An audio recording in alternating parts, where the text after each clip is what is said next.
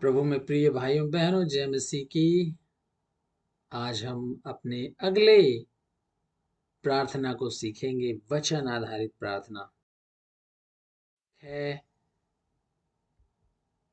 मसीह की सिद्ध धार्मिकता का अनुसरण करना, जो हम रोमियो 2 अध्याय के 1 से 8 पद के अनुसार सीखेंगे। The title is pursuing the perfect righteousness of Christ, Romans chapter 2 verse 1 to 8।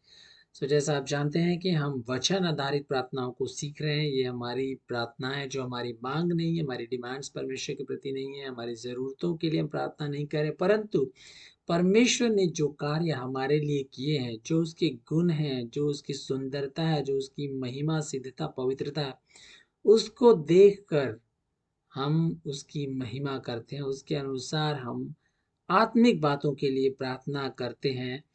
जैसा कि वचन हमें सिखाता कि हमें आत्मिक बातों की धुन में रहना चाहिए। आइए वचन को हम पढ़ें, फिर उसके बाद उसके अनुसार हम प्रार्थना करेंगे।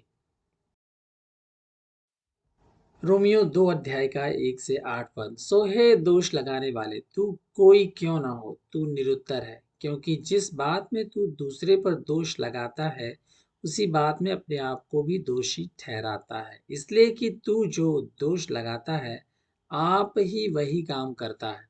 और हम जानते हैं कि ऐसे ऐसे काम करने वालों पर परमेश्वर की ओर से ठीक ठीक दंड की आज्ञा होती है।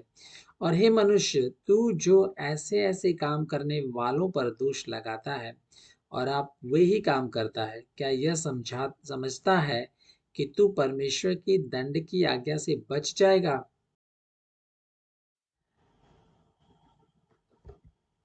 क्या तू उसकी कृपा और सहनशीलता और धीरज रूपी धन को तुच्छ जानता है? और क्या यह नहीं समझता कि परमेश्वर की कृपा तुझे मन फिराव को सिखाती है, पर अपनी कठोरता और हठीले मन के अनुसार उसके क्रोध के दिन के लिए, जिसमें परमेश्वर का सच्चा न्याय प्रकट होगा, अपने निमित्त क्रोध कमा रहा है। वह हरेक को उसके कामों के अनुसार बदला देगा। जो सुकर्म में स्थिर रहकर महिमा और आदर और अमरता की खोज में हैं, उन्हें वह अनंत जीवन देगा। पर जो विवादी हैं और सत्य को नहीं मानते, वरन अधर्म को मानते हैं, उन पर क्रोध और कोप पड़ेगा। आइए हम प्रार्थना करें। हे महिमा के प्रभु, हम जानते हैं कि आप धर्मी परमेश्वर हैं, जो हर एक व्यक्ति को उसके पापों के लिए उचित रीति से जिम्मेदार ठहराते हैं, और यह आपकी पवित्र प्रकृति की वजह से है। हम दंड पाने के योग्य हैं प्रभु, तो भी आप अपने न्याय को हमसे रोके रखते हैं, क्योंकि आप दयालु, धीरजवंत और विलंब से क्रोध करने वाले हैं, और अपनी सहनशीलता में चाहते हैं कि बहुतेरे मन फिराकर आप पर विश्वास कर सकें। आप अपनी दया में हमें चेतावनी देते हैं कि जो भी पाप में बना रहेगा, वह अंत के दिन के लिए अपने लिए क्रोध बटोर रहा है। और हम जानते हैं कि अंत के दिन सभी को आपके न्याय के सिंहासन के सामने खड़ा होना पड़ेगा। हे प्रभु, हमने पाप किया है और हम आपके अनुग्रह और क्षमा की आवश्यकता है प्रभु जी, जो हमें विश्वास के द्वारा अनुग्रह से मिलती है, कर्मों से नहीं, ताकि किसी को भी घमंड करने का अवसर ना हो। हे पिता स्वर्ग पर, हमारा एकमात्र दावा इस वादे पर आधारित है कि मसीह यीशु हमारी धार्मिकता है, और उसकी अपनी पवित्र सिद्धता विश्वासियों को बेदाग वस्त्र की तरह ढक लेती है।